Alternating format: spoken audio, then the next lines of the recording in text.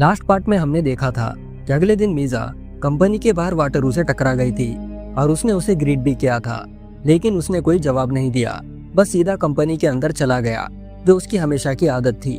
रीना उन दोनों को देख लेती है और तुरंत इरिटेट हो जाती है। वो मीजा के पास आकर पूछती है कि तुम प्लानिंग डिपार्टमेंट के हेड को कैसे जानती हो और तुम उससे ऐसे कैजुअली कैसे ग्रीट कर सकती हो। मीजा रैना को समझाती है कि वाटरू ने पहले उसका हाथ जलने से बचाया था, इसलिए वो बस उसे थैंक यू बोल रही थी। रीना हंसकर कहती है कि वाटरू कभी मीजा जैसे लड़की पर ध्यान नहीं देगा, क्योंकि वो चेयरमैन का पोता है और सीईओ का बेटा, यानी इस कंपनी का असली वारिस। इससे पहले कि मीजा कुछ बोल पाती, उसकी कोवर्कर मीकू वहाँ पर आ जाती है और याद दिलाती है कि बहुत सा काम अभी भी पेंडिंग है और ये फालतू की बातें करने का टाइम नहीं। उसी दिन मीजा रेस्ट रूम में होती है जब उसे एक लड़की की आवाज सुनाई देती है जो मदद के लिए उसे बुला रही थी। कोई अंदर फंस गया होता है और बाहर नहीं आ पा रहा। मीजा पहले थोड़ा ऑकवर्ड फील करती है, मगर फाइनली हिम्मत जुटाकर उसकी मदद करती है और दरवाजा खोल देती है। बाहर आती है एक लड़की जो अपना नाम मीकू बताती है। वो बार बार मीजा का शुक्रिया अदा करती है और कहती है कि उसने पहले भी सबसे हेल्प मांगी थी, पर सबने उसे इग्नोर कर दिया। सिर्फ मीजा ही वो लड़की है जो उसकी मदद करने आगे आई। मीकू वादा करती है कि अब से वो दोनों दोस्त है और वो कभी न कभी उसके इस एहसान को चुका देगी। शाम को मीजा अपने फेवरेट डेजर्ट शॉप पर जाती है थोड़ा रिलैक्स करने। वहाँ जाके वो हैरान हो जाती है जब वो देखती है कि वाटरू ऑलरेडी वहाँ पर बैठा हुआ है। वो मीजा को नोटिस करते ही उठकर उसे पोलाइटली ग्रीट करता है। मीजा उसे बताती है कि वो अक्सर यहाँ पर आती रहती है क्योंकि ये जगह उसके लिए स्पेशल है।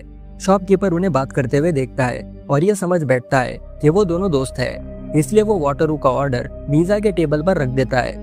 थोड़ा एम्बैरेस्ड फील होते हुए वाटरू पूछता है कि क्या वो उसके साथ बैठ सकता है और मीजा हाँ में जवाब देती है। मीजा और वाटरू एक साथ बैठकर बातें करते हैं। दोनों को ये जानकर हैरानी होती है कि उनकी काफी चीजें एक दूसरे से मैच करती है। दोनों ही शांत जगहों पर अकेला बैठना पसंद करते हैं। नए नए डेजर्ट ट्राई करना और उनके टेस्ट, टेक्सचर और कंसिस्टेंसी को एनालाइज करके कंपनी के लिए नए प्रोडक्ट्स के आइडियाज को सोचना ये उन्हें पसंद था। बात करते दौरान वाटरू मेंशन करता है कि एक डेजर्ट शॉप एक दिन के लिए लिमिटेड एडिशन स्वीट्स लॉन्च कर रही है और वो मीजा को इनवाइट करता है कि चलो साथ में दोनों ट्राई करते हैं। मीजा मुस्कुराती तो है लेकिन वहाँ जाने से मना कर देती है। वो कहती है कि उस दिन वो ऑलरेडी बिजी है। बाद में रीना मीजा को कॉल करके कहीं चलने को बोलती है, वो भी बिना वजह बताए। जब वो वहाँ पर पहुँचती है मीजा हैरान रह जाती है ये देखकर कि रीना ने नया ड्रेस पहना है, वही ड्रेस जो उन्होंने साथ में शॉपिंग करके लिया था। और सबसे बड़ा झटका उसे तब लगता है जब मीजा को समझ आता है कि रीना उसे सीधा उनके हाई स्कूल के रियूनियन में ले गई। मीजा समझ जाती है कि रीना ने जानबूझकर उसे इवेंट के बारे में नहीं बताया ताकि वो बिना तैयारी के यहाँ पर आए और सबके सामने सिंपल लगे। रियूनियन के बाद जब मीजा घर लौटती है तो वो गुस्से से पागल हो जाती है। वो अपनी और रीना की पुरानी फोटोज फाड़कर फेंक देती है। वो उन सभी कपड़ों को भी फेंक देती है जो रीना ने उसके लिए पसंद किए थे। उसे समझ आता है कि रीना हमेशा उसे सबसे बेकार आउटफिट्स खरीदने को मजबूर करती और ऊपर से कहती कि तुम पर ये कपड़े अच्छे लगेंगे। उस दिन से मीजा तय कर लेती है कि अब वो अपनी जिंदगी बदलेगी। बाद में वो फिर से वही डेजर्ट शॉप पर चली जाती है जहाँ वाटरू ने पहले उसे बुलाया था। इस बार वो बिना बताए पहुंचती है और पहले ही एक टेबल रिजर्व कर लेती है। जब वाटरू वहाँ पर आता है तो वो हैरान हो जाता है ये देखकर कि मीजा उसका इंतजार कर रही है। मीजा उसे बैठने को कहती है और समझाती है कि उसने अपने सब प्लान्स कैंसिल कर दिए हैं सिर्फ इसलिए ताकि वो दोनों साथ में डेजर्ट्स ट्राई कर सके। एक्साइटेड होकर वाटरू सजेस्ट करता है कि वो एक दो आइटम ऑर्डर करने के बजाय उन्हें मेनू के सभी डेजर्ट्स को ऑर्डर करके देखना चाहिए। मीजा को ये आइडिया बहुत पसंद आता है और दोनों मिलकर हर डेजर्ट टेस्ट करते हैं, मजे लेते हैं और हंसते खेलते हुए बातें करते हैं। डेजर्ट्स खत्म करने के बाद वाटरू मीजा से पूछता है कि उसके आगे के क्या प्लान्स है। मीजा कहती है कि उसे शॉपिंग करनी है क्योंकि उसने अपने पुराने कपड़े फेंक दिए हैं और अब वो एक नए फैशन को ट्राई करना चाहती है। वाटरू तुरंत कहता है कि वो उसके साथ आना चाहता है। मीजा हमेशा शॉपिंग करने सेकेंड हैंड कपड़ों के दुकान पर जाती ताकि वो थोड़े पैसे बचा सके, लेकिन घूमते घूमते वाटरू की नजर एक खूबसूरत ड्रेस पर पड़ती है। वहीं मीजा की नजर भी उसी ड्रेस पर अटक जाती है। वो ड्रेस काफी एलिगेंट होती है जो मीजा पर अच्छे से सूट करेगी, लेकिन महंगी होने की वजह से मीजा उसे खरीदने से पीछे हट जाती है। बाद में जब दोनों अलग होते हैं वाटरू मीजा को एक ब्रेसलेट गिफ्ट करता है। मीजा प्यार से उसका शुक्रिया अदा करती है और बताती है कि वो एक दोस्त का वेट कर रही है। वो दोस्त दरअसल मीकू होती है जो वहाँ पर आ चुकी थी। वो मजाक में पूछती है कि क्या वाटरू मीजा का बॉयफ्रेंड है। दोनों तुरंत मना कर देते हैं और वाटरू पोलाइटली वहाँ से चले जाता है, लेकिन जाने से पहले वो मीजा से कहता है कि जो ड्रेस उसने पसंद की थी वो उस पर बहुत ही खूबसूरत लगेगी और उसे वो ड्रेस जरूर खरीदना चाहिए।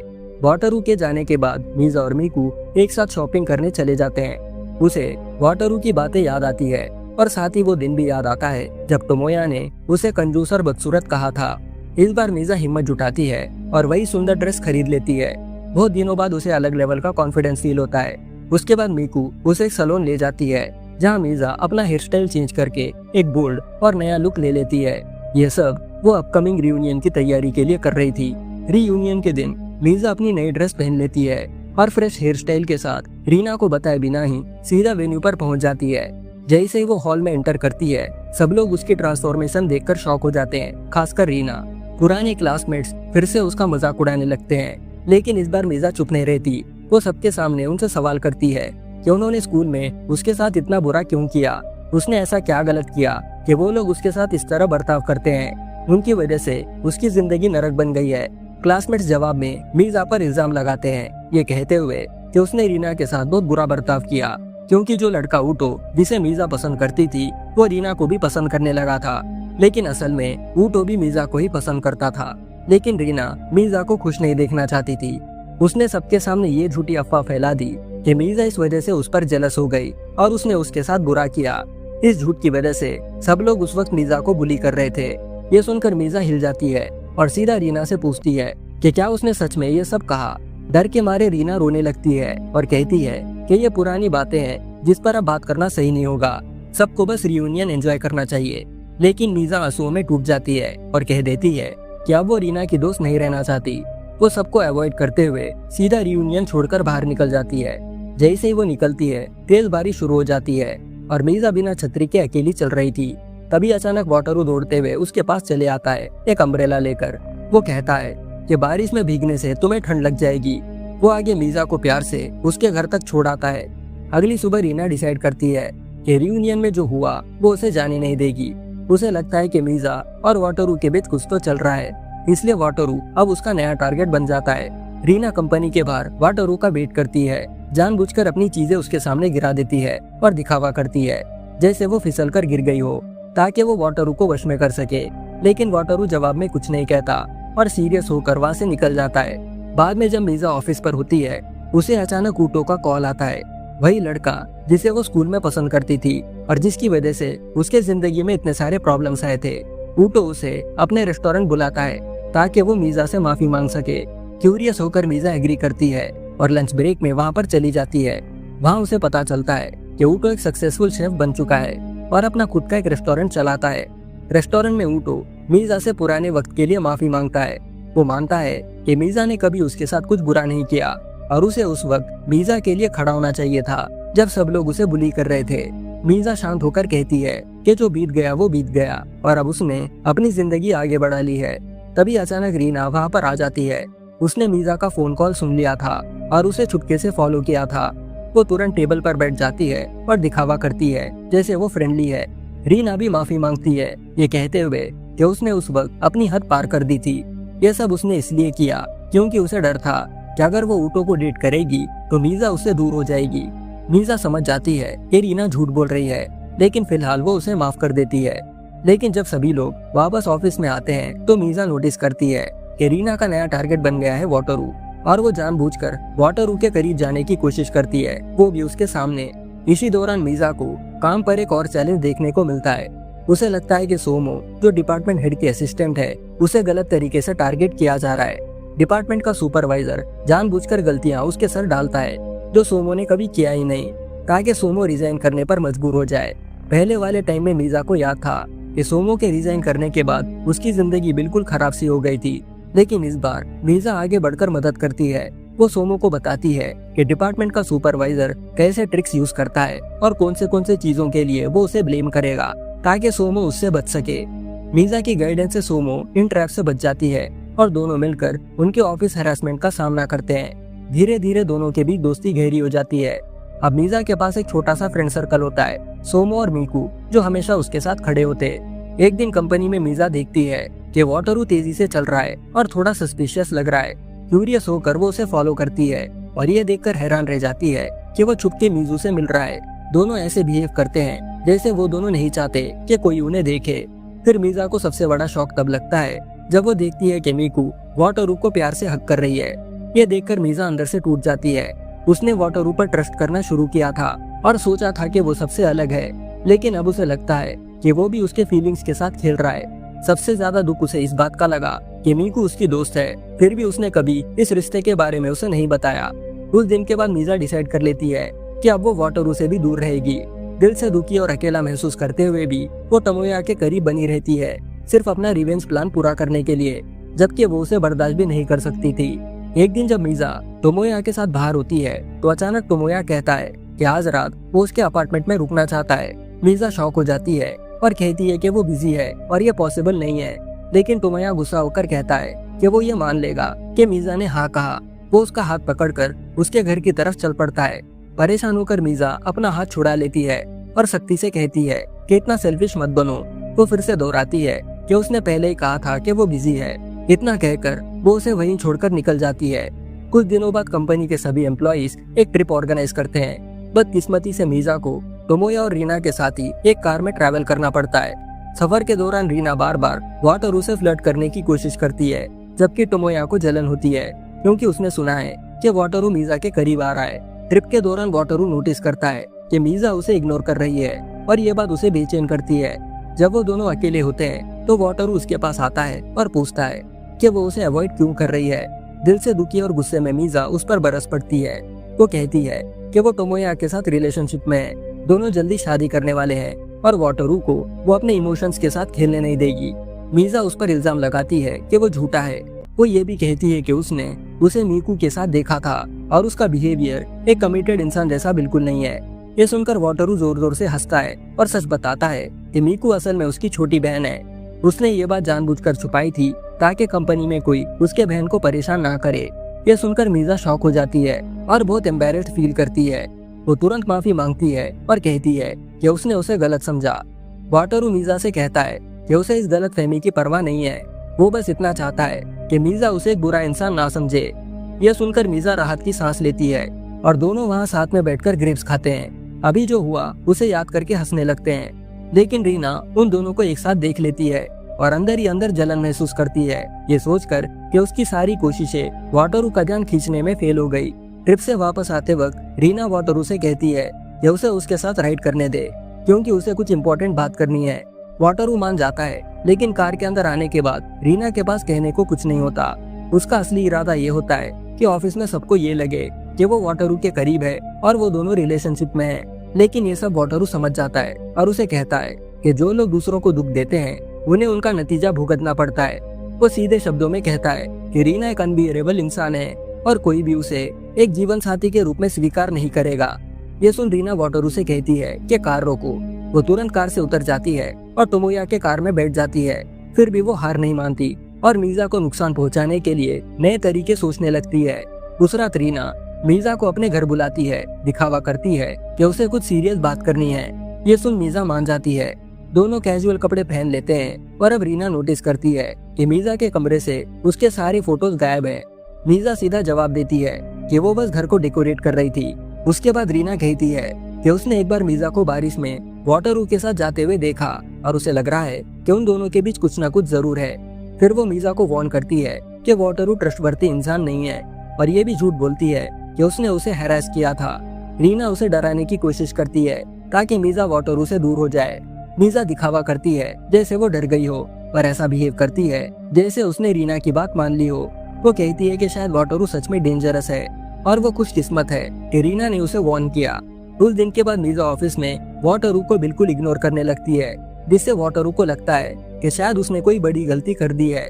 परेशान होकर एक दिन वो उससे बात करने की कोशिश करता है और उसके पीछे भागता है, लेकिन जब मीजा को पता चलता है कि रीना उन्हें देख रही है तो वो तुरंत वाटरू को एक कोने में खींचकर ले जाती है। वहाँ वो समझाती है कि वो नहीं चाहती कि रीना उन्हें साथ में देखे क्योंकि इससे उसका पूरा प्लान बिगड़ जाएगा। दोनों बैठकर बात करते हैं और मीजा क्लियर कर देती है कि फिलहाल उसे वाटरू से दूरी बनाए रखना होगा। वाटरू चुपचाप सुनता है और कहता है कि वो उसकी हर बात मान लेगा, लेकिन जाने से पहले वो अपना बचाव करता है। वो ये कहता है कि उसने कभी रीना को छुआ भी नहीं, बल्कि रीना ही उसके करीब आने की कोशिश कर रही है और उसने उसे रिजेक्ट भी कर दिया। अगले दिन मीजा रीना को कॉल करके सजेस्ट करती है कि सबको मिलकर एक आउटिंग करनी चाहिए। जिसमें टोमोया भी हो। रीना मान जाती है और तीनों मिलकर एक साथ हैंग आउट करते हैं। पूरे आउटिंग के दौरान मीजा जानबूझकर टोमोया के साथ अच्छे से बिहेव करती है, उसे लगभग एक बच्चे की तरह ट्रीट करती है और सबके सामने दिखाती है कि वो उसे कितना प्यार करती है। दिन के अंत में वो एक शांत जगह पर जाते हैं जहाँ मीजा टोमोया से उसके पैसों के बारे में पूछती है। टोमोया गर्व से कहता है कि उसने क्रिप्टो करेंसी में इन्वेस्ट किया है और अब तक उसने 10 मिलियन येन कमा लिया है। मीजा प्रिटेंड करती है जैसे वो इम्प्रेस्ड हो गई हो और उसकी तारीफ भी करती है, लेकिन असल में ये सब उसकी चाल होती है। वो जानती है कि रीना की लालच उसे फिर से टोमोया के पास ले जाएगी। अगर उसे पता चला कि टोमोया अमीर बन चुका है, आगे से वैसा ही होता है। जैसे मीजा थोड़ी देर के लिए दूर जाती है, वापस आने पर वो देखती है कि रीना टोमोया के बालों को छूने लगी है और वो उसे सेड्यूस करने की कोशिश कर रही है। कुछ दिन बाद रीना टोमोया को अकेले मिलने को बुलाती है। मीटिंग के दौरान वो दिखावा करती है जैसे उसे अपनी दोस्त की बहुत फिक्र है। फिर वो कहती है कि उसके पास कहने के लिए एक इम्पोर्टेंट बात है। रीना टोमोया को बताती है कि उसने अफवाह सुनी है कि मीजा का और वाटरू का चक्कर चल रहा है। अपने झूठ को और स्ट्रॉन्ग बनाने के लिए वो उसे एक सीक्रेट भी बोलती है, जो बात मीजा ने सिर्फ रीना के साथ शेयर किया था। रीना कहती है कि मीजा की माँ उसके बाप को छोड़कर किसी और के साथ भाग गई थी और वो हिंट करती है कि मीजा भी शायद वाटरू के साथ ऐसा ही करेगी। ये सुनकर टोमोया हिल जाता है और अंदर ही अंदर जलस फील करता है। बाद में जब टोमोया और मीजा एक साथ होते हैं तो अचानक टोमोया वाटरू का नाम लेता है और गुस्से में वो मीजा से उसके और वाटरू के चक्कर के बारे में पूछता है। मीजा जवाब देने से कतराती है, लेकिन टोमोया उसका हाथ जोर से पकड़कर उसे सच बोलने पर मजबूर करता है। जब मीजा रेजिस्ट करती है तो टोमोया कहने लगता है कि जैसे उसकी माँ ने उसके पिता को धोखा दिया था, वैसे ही वो भी उसे धोखा देगी और वाटरू के साथ भाग जाएगी। टोमोया के कठोर बातों से दुखी होकर मीजा अपना हाथ छुड़ा लेती है और कहती है कि अगर उसकी सोच उसके लिए इतनी छोटी है तो शायद उन्हें साथ में नहीं रहना चाहिए। ये कहकर वो वहाँ से चली जाती है। दूसरी तरफ रीना को लगता है कि उसकी चाल काम कर गई और अब मीजा और टोमोया के बीच दूरी बनने लगी थी। अगले दिन ऑफिस में मीजा अपने प्रोजेक्ट्स पर ध्यान देती है। सोमो और टीम के साथ काम करती है ताकि उसके इमोशंस उसके परफॉर्मेंस को इफेक्ट ना करे। लंच के दौरान वाटरू चुपचाप उसके पास आता है और उसे एक ड्रिंक देता है, ये कहकर के उसे पता है कि मीजा बहुत स्ट्रेस में है। मीजा थोड़ी देर के लिए हेजिटेट करती है, बाद में इस बात को एक्सेप्ट करती है और धीरे से उसका शुक्रिया अदा करती है। उस पल के लिए मीजा को एक ऐसा सुकून और सपोर्ट फील होता है जो उसने काफी टाइम से महसूस नहीं किया था। लेकिन रीना दूर से उन्हें देख रही होती है, वो भी जलन भरी नजर से, क्योंकि उसके सारे प्लान्स और टैक्टिक्स मीजा को तोड़ नहीं पा रहे थे। वाटरू आखिर सबको सच बता देता है। जब उसने उन लोगों को पकड़वाया जिन्होंने मीजा का मर्डर किया था, उसके अंदर सब कुछ खोखला सा हो गया और वो एक ब्रिज पर तेजी से गाड़ी चलाते हुए मर गया। फिर कुछ अजीब हुआ। इसके बाद वो एक टैक्सी में जागा जिसका ड्राइवर मीजा का बाप निकला। उसने उसे भी मिठाई दी और तसल्ली दी। बाद में जब उसने दोबारा आँख खोला तो वो 2015 में था। ये सुनते ही मीजा को अपना वो फ्लैशबैक याद आता है, जो था बिल्डिंग से गिरना और उसका मरना और फिर पुरानी कंपनी में आँख खुलना। उसे समझ आ जाता है कि वो भी मर चुकी थी और वो भी 10 साल पीछे पास्ट में पहुंच गई है। वाटरू मानता है कि मीजा की मौत का गम उसे फिर से उसी रास्ते पर ले जाने वाला था। मीजा उसे जीने को कहती है। दोनों वादा करते हैं कि वो लोग अपने दूसरे जिंदगी को साथ में जिएंगे। उसी वक्त मीकू मीजा को फोन करके कहती है कि वो अपना इंस्टाग्राम खोले। रीना ने मीजा के दादी के साथ एक फोटो पोस्ट की है। कैप्शन से साफ पता चल जाता है कि रीना ने दादी को उसके नर्सिंग होम से किडनैप किया है और उसे बाहर बर्फ में मरने के लिए छोड़ दिया। घबराहट फैल जाती है। मीजा और वाटरू नर्सिंग होम के लिए दौड़ते हैं और दादी को ढूंढने अलग हो जाते हैं। मीजा गलियों में रीना का पीछा करती है और अब इन दोनों में लड़ाई शुरू हो जाती है। मीजा उसे रोकने की कोशिश करती है और इसी बीच वाटरू दादी को ढूंढकर नर्सिंग होम वाले स्टाफ को दे देता है। जब रीना समझ जाती है कि वो अपनी चाल पूरी नहीं कर पाएगी तो वो वहाँ से भाग जाती है। थोड़ी देर बाद टोमोया सुपरमार्केट में होता है। उसे पता चलता है कि उसकी माँ जाग गई, लेकिन वो बताती है कि रीना ने उस पर हमला किया और उसकी नाक तोड़ दी। अगले दिन रीना टोमोया को फोन करके कहती है कि माँ की हालत बिगड़ गई है। टोमोया तेज रफ्तार में हॉस्पिटल की तरफ भागता है। तभी रीना फोन करके उसे बताती है कि उसने उसके गाड़ी के ब्रेक्स काट दिए हैं। जब टोमोया ब्रेक्स टेस्ट करता है वो फेल कर जाते हैं। वो हाई स्पीड में क्रैश कर देता है और अपने अंतिम पलों में मीजा को कॉल करके माफी मांगता है। क्रैश के बाद रीना वहाँ से गायब हो जाती है। कुछ दिनों बाद रीना वापस आती है और वाटरू को एक ट्रैप में फंसा देती है। उसने पहले से डिपार्टमेंट के सुपरवाइजर को अपने वश में कर लिया था। वो एक ऑब्सेस्ड और बेवकूफ आदमी था जिसने स्टन गन खरीदी और मीजा की किडनैपिंग में रीना की मदद भी की। जब वाटरू रीना के साथ जाता है वो उससे मीजा की लोकेशन पूछता है क्योंकि रीना ने मीजा को किडनैप कर लिया था। तभी रीना उस पर चाकू से वार करती है और कहती है कि उसने और मीजा ने उसकी जिंदगी नरक कर दी है। फिर उसने कंपनी के सुपरवाइजर के साथ मिलकर अपने प्लान को अंजाम दिया। मीजा जब जागती है तो देखती है कि उसे अम्यूजमेंट पार्क के फेरिस व्हील की सीट में बांधा गया है। रीना उसके सामने बैठती है जिसके हाथ खून से भरे हुए थे। वो रोते हुए कहती है कि वो अकेली नहीं रहना चाहती, इसलिए उन दोनों दोस्तों को यहाँ पर साथ में मरना होगा। वाटरू जख्मी और खून से बहता हुआ उन दोनों का पीछा करता है और पार्क तक पहुँच जाता है। वो सुपरवाइजर को बेहोश कर देता है और मुश्किल से राइड तक चढ़ाई करता है। मीजा भी हिम्मत से लड़ती है जब रीना चाकू से उस पर वार करने की कोशिश करती है। उस पर फेरिस व्हील का दरवाजा खुल जाता है और रीना ऊपर से गिरते वक्त कहने लगती है कि ये सब मीजा की गलती थी, वही उसकी स्टोरी में असली विलन है। वो फिर दुखी होकर ऊपर से नीचे कूद जाती है, सेम वैसे ही जैसे मीजा बिल्डिंग से गिरी थी। जब रेस्क्यू टीम मीजा को राइड से उठाती है, वो वाटरू को देखती है जिसके कपड़े खून से भरे हुए थे। जैसे उसे पता चलता है कि मीजा सुरक्षित है, वाटरू बेहोश हो जाता है। इमरजेंसी टीम तुरंत वहां पर पहुंच जाती है। मीजा को बचाया जाता है और उसकी दादी नर्सिंग होम के स्टाफ मेंबर्स को सुरक्षित मिल जाती है। टोमोया को पहले वाले क्रैश में मरा हुआ पाया जाता है। रीना खुदकुशी करके मर चुकी होती है और वाटरू भी जख्मी था, लेकिन वो बच जाता है। बाद में हमें पता चलता है कि उसने सबसे बुरी हालत के लिए तैयारी भी की थी। उसने कुछ कागज और पैसे छोड़ रखे थे, घर का ओनरशिप वाला ट्रांसफर और बैंक अकाउंट में एक बड़ा अमाउंट, ताकि अगर वो ना बचा तब भी मीजा का फ्यूचर सिक्योर रहे। सोमो का इलाज जो पहले अरेंज किया गया था वो होता है और ऊटो वो लिफाफा उसे दे देता है जो वाटरू ने उसे संभाल कर रखने को बोला था। ये वो सबूत था जिसमें वाटरू ने मीजा का ख्याल रखने के लिए पहले से तैयारी की थी। जब विलेंस खत्म हो जाते हैं और पुलिस हॉस्पिटल वाली अफरा तफरी संभाल ली जाती है, वो दोनों ये निर्णय करते हैं कि वो अपनी दूसरी जिंदगी साथ में जिएंगे और जो कुछ बचा है उसे संवारेंगे। दोनों अब डिसाइड करते हैं कि उन्हें इस मौके का पूरा फायदा उठाना चाहिए और एक दूसरे के साथ खुशी खुशी रहना चाहिए। इसी हैप्पी एंडिंग के साथ ये सीरीज यहाँ पर खत्म हो जाती है। आशा करता हूँ कि आपको ये सीरीज पसंद आई होगी। वीडियो पर एक लाइक जरूर ड्रॉप करना, इसे लिखने में बहुत मेहनत लगी है। वीडियो एंड करने से पहले हम पिछले वीडियो पर कमेंट करने वालों के नाम देखते हैं जिन्होंने सबसे पहले पिछले वीडियो पर कमेंट किया था। पहला नाम है आविश शेख, सेकंड है क्यूट अजीन और थर्ड है कॉमेडी टीवी, फोर्थ है अब्दुल वहब और फिफ्थ है जली शेख, सिक्स्थ है मैक्सिमस 143 और सेवंथ है हसनान अस्सू, एट्थ है प्रवेश यादव और नाइन्थ है सुदीप काने और हमारा आखिरी 10th कमेंट है शबनम खातून का। इन्हीं नामों के साथ ये वीडियो भी यही खत्म होता है, मगर मैं जल्दी एक और मजेदार वीडियो के साथ लौटूंगा। तब तक के लिए bye, take care and thanks for watching.